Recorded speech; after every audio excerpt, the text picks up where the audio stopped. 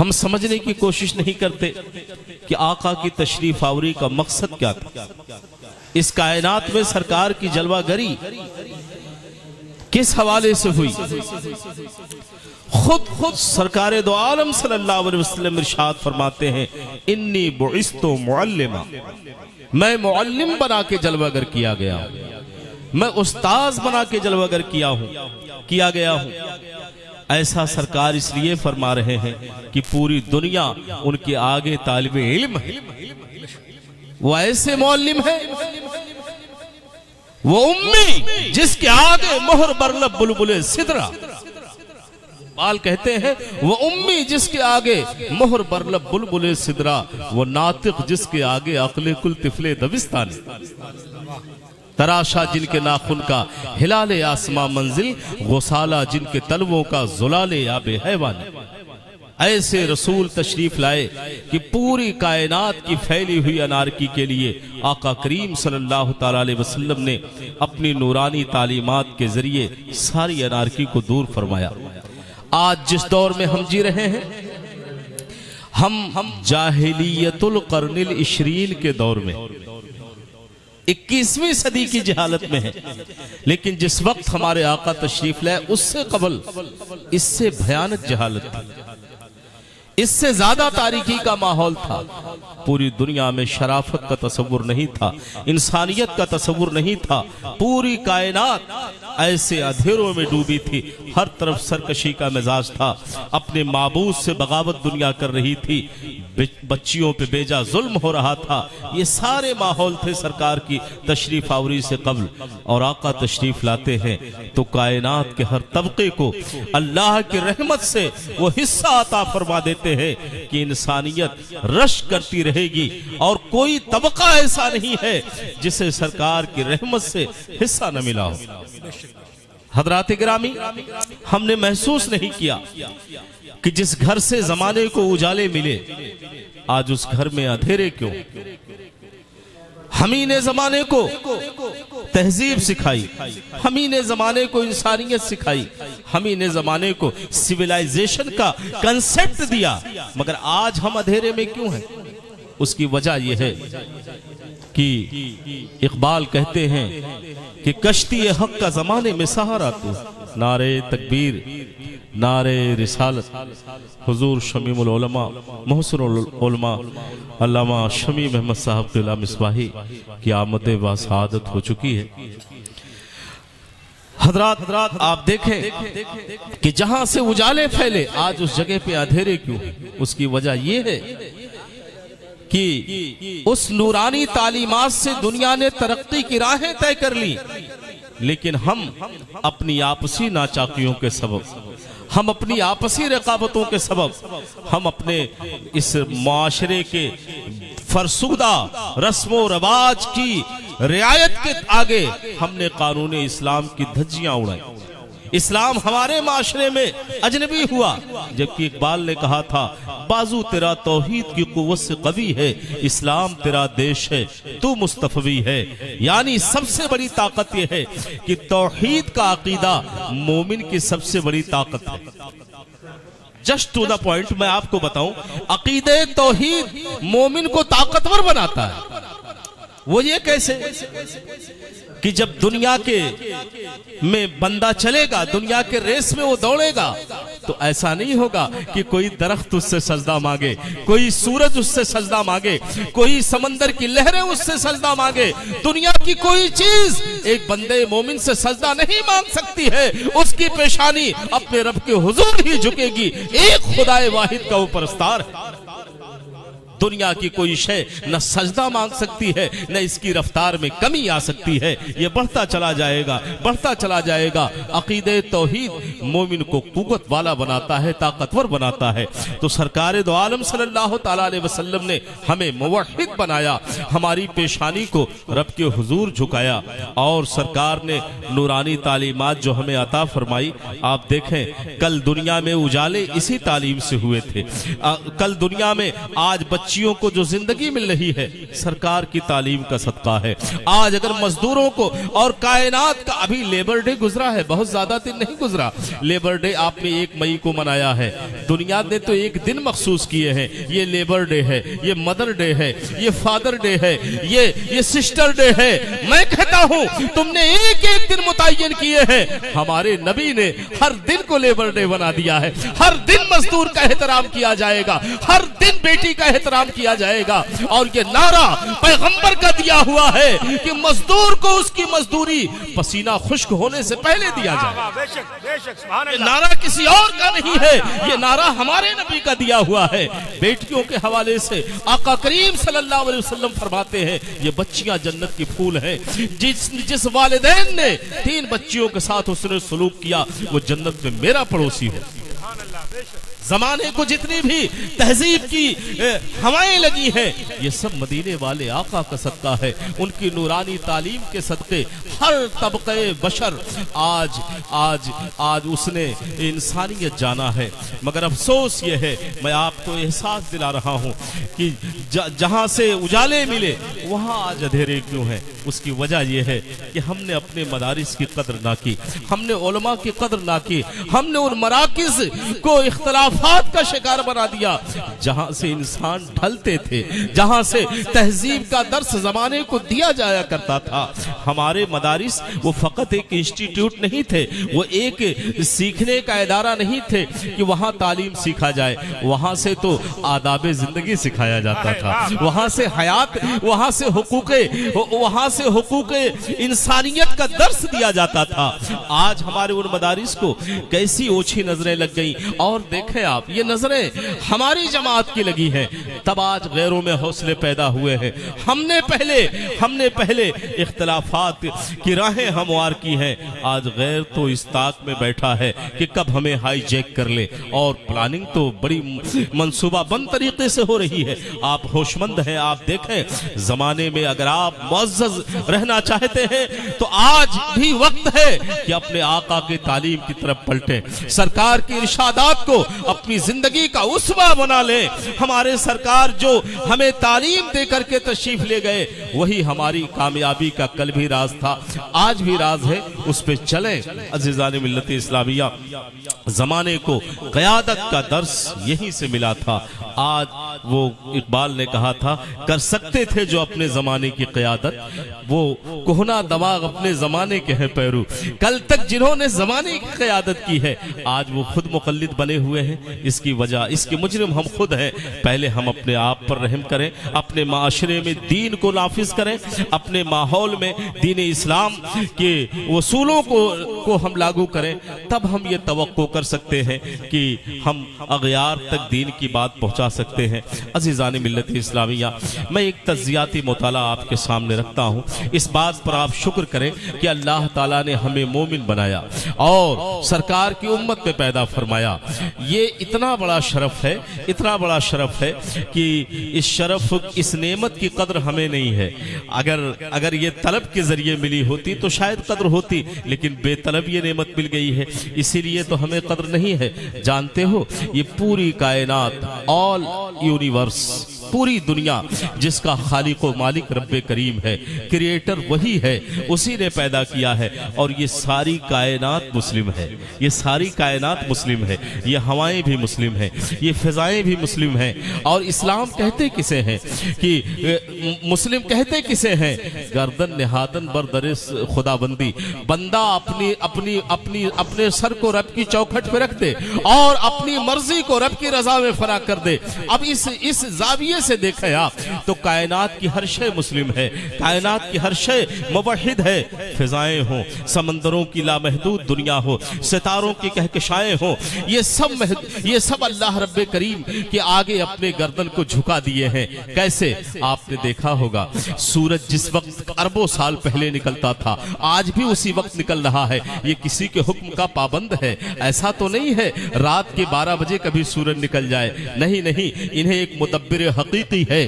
قرآن پاک کہتا ہے کہ انہیں رب کریم انہیں ان کے مستقر پر معمور کر دیا ہے، یہ اسی پر چلتے رہیں گے، یہاں سے ہٹ نہیں سکتے ہیں۔ ستاروں کی دنیا آپ دیکھیں، کہکشاؤں کی کائنات آپ دیکھیں، سائنس یہ کہتی ہے کہ اگر سیاروں کی چال میں ذرا سا فرق آ جائے تو کائنات تباہ و برباد ہو جائے گی۔ یہی تو قرآن کہتا ہے کہ قطعی سجل للکتب، جب قیامت آئے گی یہ ستارے لپیٹ دیے جائیں گے، آسمان روئی میں تبدیل ہو جائے گا۔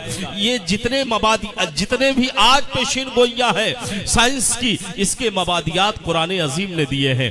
آپ دیکھیں سمندر یہ بھی اللہ کی عبادت میں مصروف ہے، یہ زمین اللہ کی عبادت میں مصروف ہے۔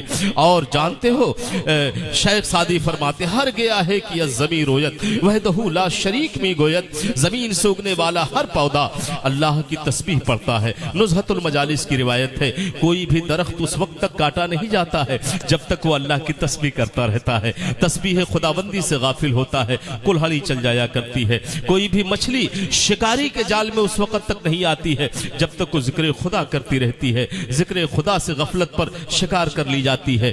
بڑے بڑے پہاڑ یہ بھی ذکر خدا میں مصروف ہیں، یہ غافل ہوتے ہیں، ان پہ تیشے چل جایا کرتے ہیں۔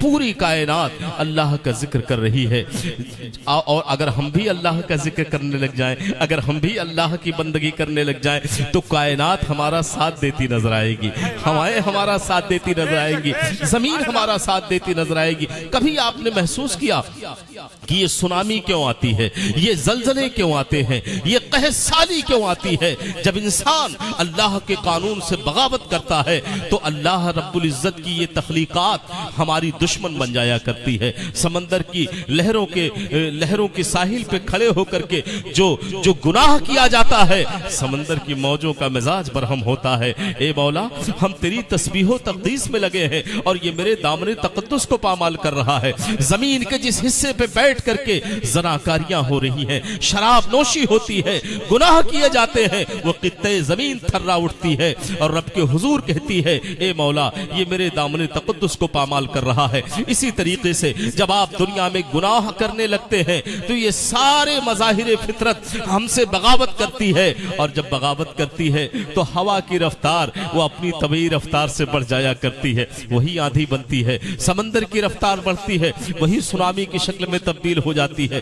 زلزلے آتے ہیں گناہوں کے کثرت کی بنیاد پر۔ تو عزیزان ملت اسلامیہ اگر ہم بھی ذکر خدا کرنے لگ جائے، نہ ہوا ہماری مخالف ہوگی، نہ سمندر ہماری مخالف ہوگی، نہ کائنات کی کوئی شے ہماری مخالف ہوگی۔ آپ نے تو دیکھا ہوگا ہماری تاریخ اتنی روشن ہے کہ جانتے ہو اگر ہواؤں کو کہہ دیا ہے تو ہواؤں نے اپنا رخ بدل لیا ہے۔ ایسی بھی شخصیتیں گزری ہیں۔ حضرت سعد بن ابی وقاص ہیں، سرکار کے صحابی ہیں، کسی سمندر میں جا رہے تھے، کشتی پر پیالہ گر گیا سمندر میں۔ آپ نے کہا اے سمندر تجھے معلوم ہے ہم رسول اللہ کے دین کے مبلغ ہیں، ہم اسلام کے سفیر ہیں، ہم بندگان خدا کو اللہ کے دین کی دعوت دینے جا رہے ہیں، تو نے ہمارا پیالہ چھین لیا، ہمارا پیالہ لوٹا دے۔ ابھی آپ نے کہا سمندر کی لہروں نے آپ کا پیالے کو لوٹا دیا۔ ایسا آپ نے دیکھا ہوگا ہواؤں کو کہہ دیا، ہوائیں رخ بدل دیتی ہیں۔ اس لیے یہ چیزیں ان کی مطیع کیوں ہو جاتی ہیں؟ یہ جو اللہ کے فرما بردار ہوتے ہیں تو پوری خدائی اس کی تابع فرمان ہو جایا کرتی ہے۔ ہم اللہ کے فرما بردار بنے، اس کے قانون کے محافظ بن جائیں، ساری خدائی ہماری معاون بن جائے گی۔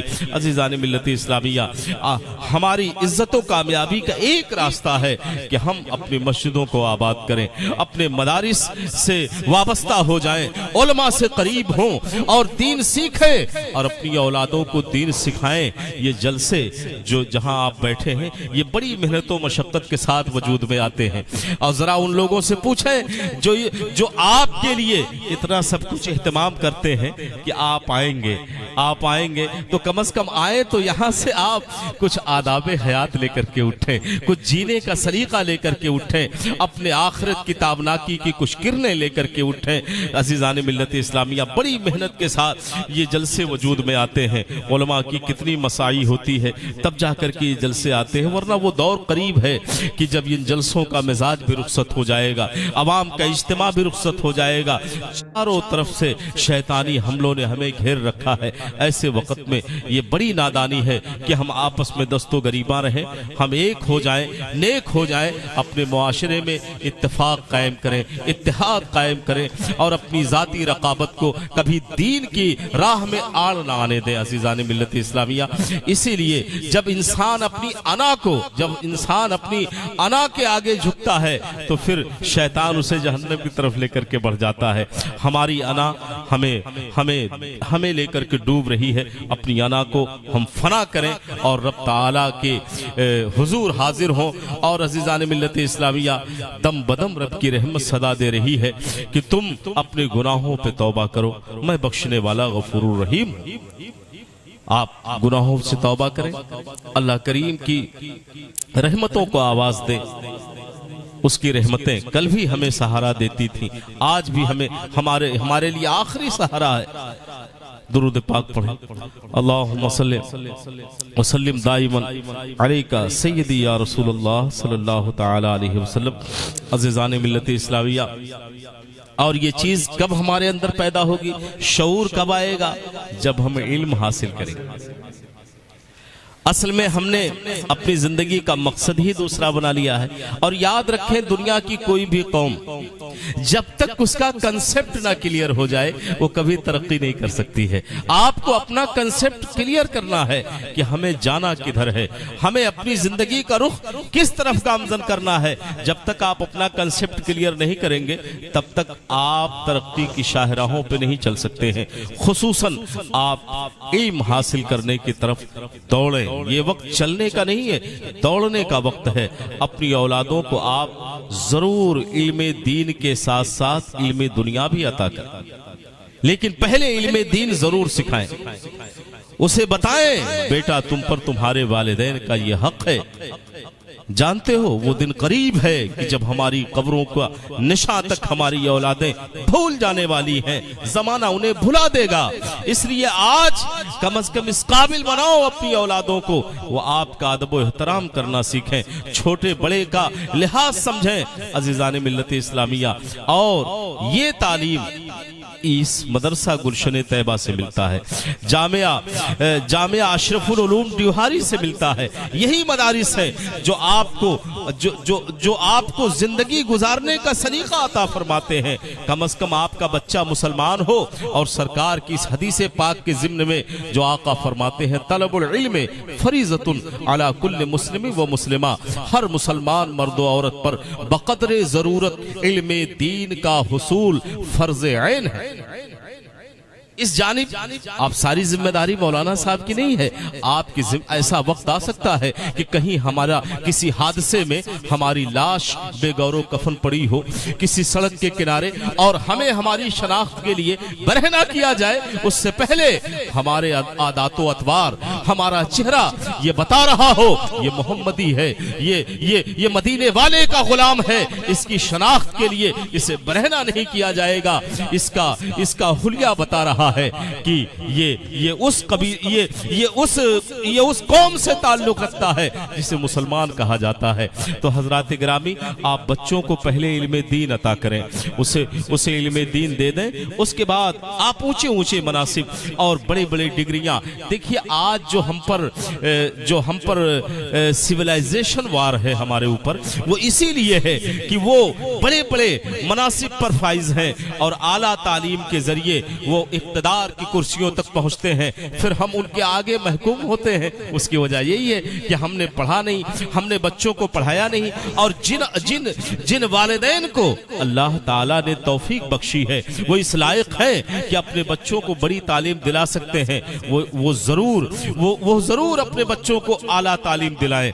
حضرات گرامی، جب بچے آپ کے اعلیٰ تعلیم پر اعلیٰ تعلیم لے کر کے مناصب اولیاء پر گامزن ہوں گے گے, بڑے بڑے مناصب پہ فائز ہوں گے, تو پھر دنیا کو محسوس کرنا پڑے گا کہ نہیں نہیں, اس قوم کا حق مارا نہیں جا سکتا ہے, اس قوم کو بے وجہ جیل میں نہیں ڈالا جا سکتا ہے, ان پر مظالم بے وجہ نہیں کیے جا سکتے ہیں. یہ باشعور قوم ہے, یہ اپنے رائٹس کو جانتی ہے, یہ انڈین پینل کوڈ سے واقف ہے, یہ اپنے تمام معاملات سے واقف ہے. تو یہ ساری چیزیں جب سول سروسز ہو یا پھر ڈاکٹرز کی فیلڈ ہو یا پھر وہ جوڈیشین فیلڈ ہو, ان تمام فیلڈ میں ہماری نمائندگی رہے گی تو ہمارے حقوق سلب نہیں کیے جائیں گے. ہم ان تمام فیلڈ میں صفر کی حیثیت رکھتے ہیں, اسی لیے تو ہمارے حقوق پہ شبخون مارا جا رہا ہے. حضرات گرامی, ہم اور یہ جان لیں, میں تو یہ بڑی سچی حقیقت کہنے جا رہا ہوں کہ جو بچہ قرآن پاک یاد کر سکتا ہو وہ دنیا کی ہر کتاب یاد کر سکتا ہے. جو بچہ 30 پارے کا قرآن اپنے سینے میں اتار سکتا ہو, جس کے سینے میں اللہ کا یہ عظیم کلام نقش ہو جائے, پھر اس کے آگے دنیا کی کسی کتاب کی کوئی حیثیت نہیں رہ جاتی ہے. لیکن شرط یہ ہے کہ جو انہماک, جو لگن, جو خشوع ہمارا حصول قرآن کے وقت تھا وہی اگر برقرار رہے, اور تعلیم کے وقت, تو کوئی بعید نہیں ہے کہ یہ بڑی بڑی ڈگریاں ایک مومن کے قدموں کی دھول ہو جائے. حضرات گرامی, ہم ایک روایت کے پابند ہیں, صرف ایک روایت کے امین ہو چکے ہیں. روایات سے بڑھے زمانے کے تقاضے بدل رہے ہیں اور مختلف چیلنجز کا سامنا ہمارے سامنے ہے. ہمیں ان کو فیس کرنا ہے, ہمیں اپنے تشخص کو بھی بچانا ہے, اپنی تہذیب کو بھی بچانا ہے, اپنی آئیڈینٹی کو بھی بچانا ہے. یاد رکھیں پیارے, ایسا نہ سوچیں اللہ نے ہمیں مال و دولت دیا ہے ہمارا کچھ نہیں ہوگا. ہمارا غریب مارا جا رہا ہے تو سمجھ لو ہم مارے جا رہے ہیں. ضرب اگر ہمارے بھائی پر پڑ رہی ہے تو پھر اس ضرب کے ذمہ دار ہم بھی ہیں. آپ کتنے خوش ہو جائیں مگر آپ کو پسماندہ قوم کا ایک فرد ہی کہہ کے دنیا یاد کرے گی. آپ کو باعزت نہیں کہا جائے گا. اگر اٹھنا ہے تو من حیث القوم اٹھو, من حیث الفرد نہیں, من حیث القوم اٹھو. اور جو قوم من حیث القوم اٹھتی ہے, پوری کمیونٹی کے ساتھ اٹھتی ہے, وہی قومیں کامیاب ہو جایا کرتی ہیں, وہی قومیں تاریخ رقم کرتی ہیں. ہمارے یہاں انفرادیت اکثریت پر اتنی غالب آ چکی ہے کہ یہاں پر ہماری کوٹھی کے مقابل دوسرے کی کوٹھی نہیں ہونی چاہیے, ہماری ٹوپی کے مقابل دوسرے کی ٹوپی نہیں ہونی چاہیے. یہی چیز تو ہمیں لے کر کے ڈوب رہی ہے. آپ نے کبھی دیکھا ہے دنیا کی دیگر قوموں کو, اور دنیا کی وہ قومیں جو عددی حیثیت سے آٹے میں نمک کی حیثیت رکھتی ہیں, مگر ان کے افراد بھیک مانگتے نظر نہیں آتے ہیں, ان کے افراد رذیل پیشوں میں نظر نہیں آتے ہیں, مگر ہم اکثریت میں ہوتے ہوئے پھر آج ایسے کیوں ہیں؟ اس کی وجہ یہ ہے کہ ہم نے اپنے اسلام کی تعلیمات کو بھلا دیا ہے, اپنے نبی کی تعلیمات کو پس پشت ڈالا ہے. میرے آقا کریم صلی اللہ علیہ وسلم اسی لیے تشریف لائے تھے کہ ہمیں پستی سے اٹھا کر کے اوج ثریا کی بلندی عطا کر دیں, مگر ہم اٹھنا نہیں چاہتے ہیں, ہم اوج ثریا تک پہنچنا نہیں چاہتے ہیں. قرآن پاک فرماتا ہے وَلَيْسَ لِلْإِنسَانِ إِلَّا مَا سَعَى, انسان کے لیے کوشش کے علاوہ کچھ بھی نہیں ہے. اللہ تعالیٰ نے آپ کو عقل کا چراغ دیا ہے, شعور کی روشنی دی ہے, اپنے محبوب کے ذریعے آپ کو ایک گائیڈنس فراہم کیا ہے. اس کے باوجود اللہ تعالیٰ اگر اتنے سب سامان ہدایت دے دیا ہو پھر بھی ہم نہ چلیں تو کوئی بالائی طاقت ہمارے ہاتھ کو تھام کے آگے نہیں لے کر کے چلنے والی ہے. کوشش ہمیں کرنا ہے, رب کی رحمت ہمیں ضرور نوازے گی. عزیزان ملت اسلامیہ, میں آخری بات کہہ رہا ہوں, وہ آقا جو اتنے اختیار والے ہیں کہ جن کے اشارے پر پوری خدائی جن کے ایک اشارے ابرو کی منتظر ہے, ایک اشارے ابرو کی منتظر ہے. جو دن کو کہہ دیا شب ہے, جو شب کو کہہ دیا دن ہے, تو دن نکل آیا. جو دن کو کہہ دیا شب ہے تو رات ہو کے رہی, تمہارے منہ سے جو نکلی وہ بات ہو کے رہی. یہ کس کی شان ہے؟ میرے آقا کی شان ہے, جن کے طفیل اللہ نے پوری کائنات کو وجود بخشا.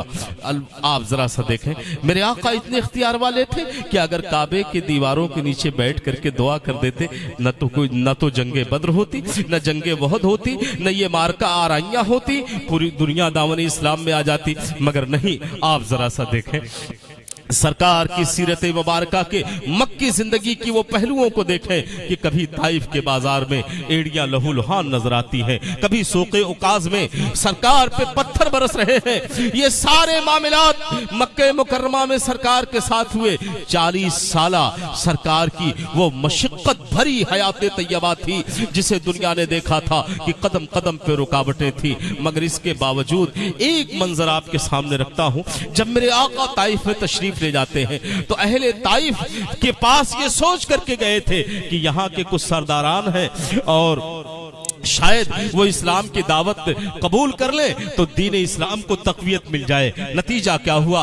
ऐसी फफ्तियां कसी उन लोगों ने, माज़अल्लाह रब्बिल आलमीन। वो मैं ये जुमला अदा करते मेरी रूह कांप रही है। महल्ले इस्तिशाद में अर्ज कर रहा हूँ। एक कुफ्फार का सरदार कहता है, माले हाज़र रसूल याकुलु ताम व यमशी फिल अस्वाक़, तुम ही रसूल मिले थे अल्लाह को, और ये रसूल कैसे हो सकते हैं जो मामलाते दुनिया करते हैं, बाजारों में चलते हैं, खाना भी खाते हैं? ऐसे रसूल को मैं नहीं मानता। कोई कुछ कह रहा है, कोई कुछ कह रहा है, और हर जानिब से पत्थर बरस रहे हैं। जरा देखें, हजरत ज़ैद बिन हारिसा है, हजरत अबू बकर सिद्दीक है। एक जानिब जनाबे ज़ैद है, दूसरी जानिब यारे गार है। दोनों तरफ से आने वाले पत्थर को रोक रहे हैं, मगर जो सामने से पत्थर आ रहे हैं, जो पुश्ते अनवर की जानिब से पत्थर आ रहे हैं, वो जिस्म अनवर को इस कदर लहूलुहान कर गए कि नालेने मुबारक खून से भर गए। अल्लाह अकबर।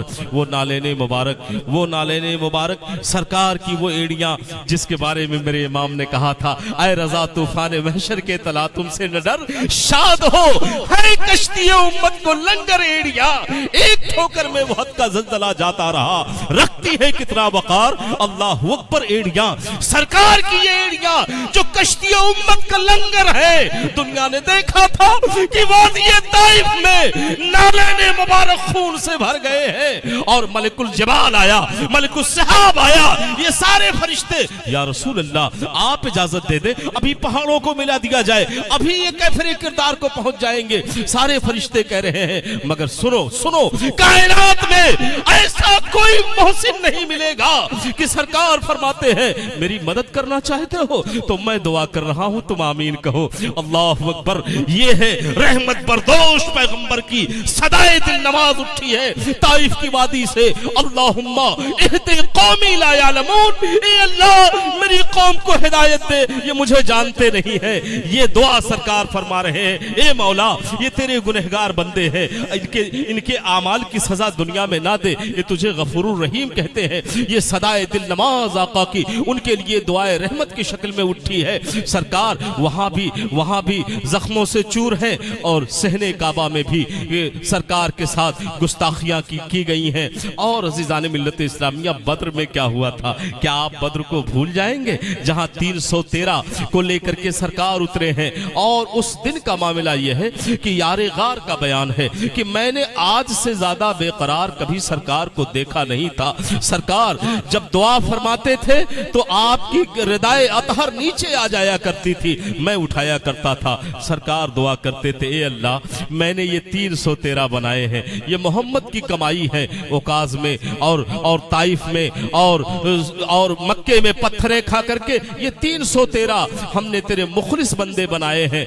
अब आबरू तेरे दस्ते करम में है, अगर ये मार दिए गए लन तो बदा बदा कभी तेरी बंदगी न हो सकेगी। चुनांचे जब अपनी मताए हयात लेकर के अपनी कुर्बानियां लेकर के सरकार उतर रहे हैं बद्र में, और फिर रब की रहमत को आवाज दे रहे हैं, भला बताओ क्या जरूरत थी ये पत्थर खाने की? क्या जरूरत थी ये तमाम मसाइब के रास्तों से गुजरने की? मगर नहीं, पैगंबर का हर उठता हुआ कदम उम्मती को दर्स दे रहा है कि अहयाए दीन के लिए, गलबे दीन के लिए, मिशन के गलबे के लिए जब तक अनथक कोशिश ना की जाए तब तक रब की रहमत तुम्हें थामने के लिए नहीं आती है। पहले अपनी मताए हयात पेश करो, उसके बाद रब की रहमत को आवाज दो, फिर देखो कैसे रहमत रहमत आती है। बद्र में सरकार ने दुआ की और उसके बाद बशारत आई, महबूब आपका रोना देख रहा हूं, आप जरा सा परेशान ना हो, आपके एक अश्क रायगा नहीं होंगे।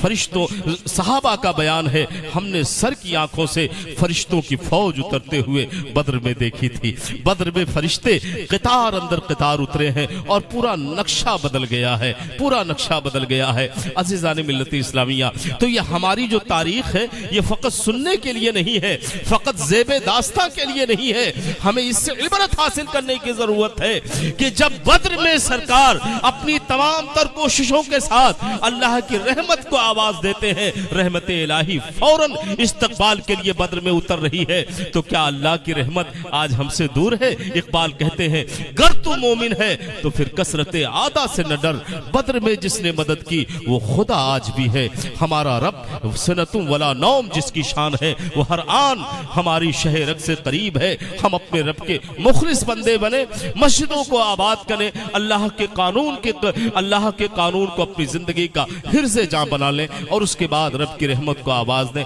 इंशाअल्लाह सारे मसाइल हल होंगे। ये कुछ वारदाते दिल थे मेरे जो मैंने आपके सामने पेश किए कजमुज अंदाज में।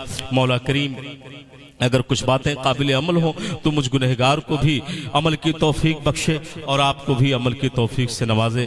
मैं अपनी गुफ्तगू को यही ख़त्म करता हूँ। हज़रात गिरामी, अल्लाह रब्बे करीम का शुक्र एहसान है कि अजीम और मुक़्तदिर हस्तियाँ धीरे धीरे स्टेज पे जलवागर हो रही हैं और एक ये बात दीगरे हम इंशाअल्लाह सबके नूरानी बयानात से मुस्तफ़ीज़ होंगे।